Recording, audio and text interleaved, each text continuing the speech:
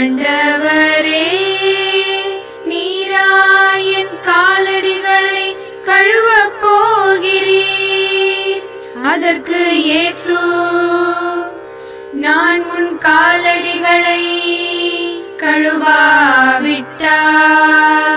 என்னோடு உனக்கு பங்கு இல்லை என்றார். சீமோன் பேதுருவிடம் அவர் வந்த போது பேதுரு அவரை நோக்கி கூறினார், ஆண்டவரே,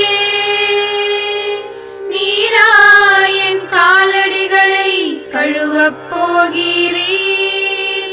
அதற்கு இயேசு, நான் உன் காலடிகளை கழுவாவிட்டால் என்னோடு உனக்கு பங்கு இல்லை என்றார். நான் செய்வது இன்னதென்று இப்போது உனக்கு புரியாது, பின்னரே புரிந்து கொள்வாய். ஆண்டவரே,